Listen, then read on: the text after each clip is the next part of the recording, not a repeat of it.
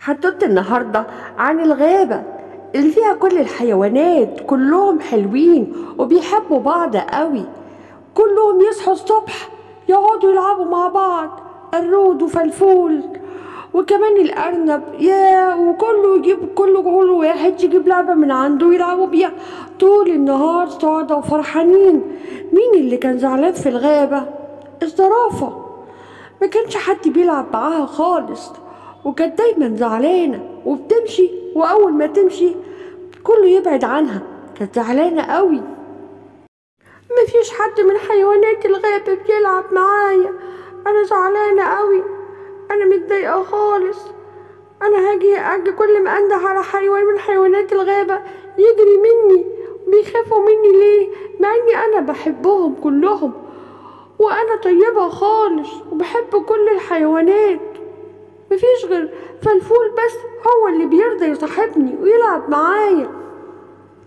ايه يا زرافة زعلانة ليه؟ واقفة لوحدك ومبتلعبيش مع حد ليه؟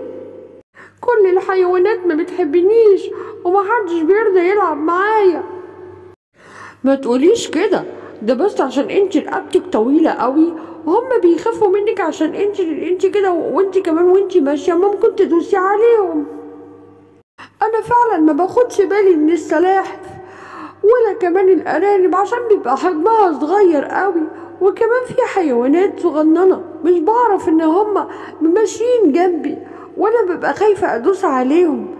طيب بصي، الرود وارنوب والفرخه كلهم جايين يقعدوا معايا ويلعبوا معايا هنا.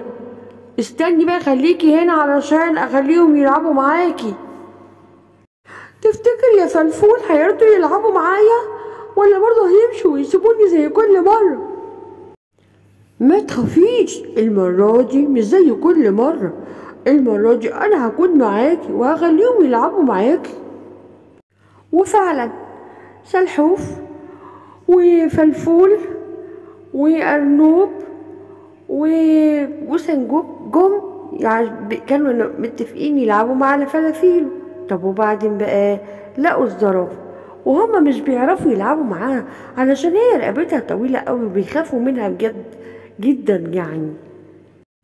يا قرود، احنا النهارده هنلعب مع الزرافة، يلا كلنا هنلعب معاها. لا يا فلافيلو مش هينفع، دي بقى انا كل ما اطلع على الشجرة تاكل ورق الشجرة كله وانا معرفش اقعد على الشجرة خالص. وانت يا أرنوب هتلعب مع الزرافة؟ لا مش هينفع، الزرافة داست على اخواتي وانا هعيط عليهم. بس انا ما كنتش اقصد، انا بمشي بالراحة ومعرفش ابص تحتيا بالظبط في ايه، محدش. وابتدوا الحيوانات يمشوا وبرضه مش راضيين يلعبوا معاها. فضلت تعيط هي وتمشي في الغابة لوحدها وكانت زعلانة قوي. كل الحيوانات مش راضيين يلعبوا معاها خالص، وهي علشان رقبتها طويلة شافت الصياد داخل على الغابة وراحت ندهت على فلافيلو وقالت له الحق حيوانات الغابة يا فلافيلو، اللي صياد جاي يصطاد حيوانات من الغابة، الحق بسرعة.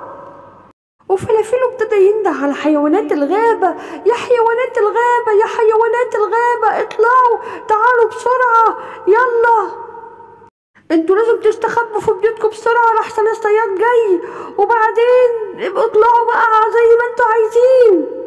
وهم سألوه هو انت شفت الصياد؟ هو انت شفته ازاي؟ قال لهم لا، دي الزرافة هي اللي شافت الصياد عشان رقبتها طويلة وعالية، شافته من بعيد، يلا كلكم استخبوا. فعلا ابتدت الحيوانات تمشي وتجري وخافوا وراحوا قعدوا كل واحد في بيته. وبعدين وجه الصياد وقعد يجري ويلف ويلف مش لاقي ولا حيوان من حيوانات الغابة، وقعد يقول هو الحيوانات راحوا فين، وفي الآخر مشي وساب الغابة. وتاني يوم طلعت الزرافة للغابة وشافت عاصفة خطيرة جاية على الغابة ممكن تموت حيوانات الغابة، وراحت قالت لازم تقول لي فلفول بسرعة، يا فلفول قول لحيوانات الغابة ما يطلعوش من بيوتهم، في عاصفة كبيرة جاية على الغابة. وابتدت يا عيني الغزالة تكح كح كح من كتر التراب اللي جه عليها. لكن الحمد لله كل حيوانات الغابة راحوا وقعدوا في بيوتهم لأنهم أحجامهم صغيرة جدا ومش هينفع يتعرضوا للتراب كل ده. وتاني يوم جه فلافيلو ومعاه كمان الحيوانات بتوع الغابة، وكانوا فرحانين وسعداء باللي عملته الزرافة. دي حمتهم مرتين، مرة من الصياد ومرة من العاصفة الترابية، وهي كمان بقت فرحانة وسعيدة إن كل الحيوانات بقوا يلعبوا معاها.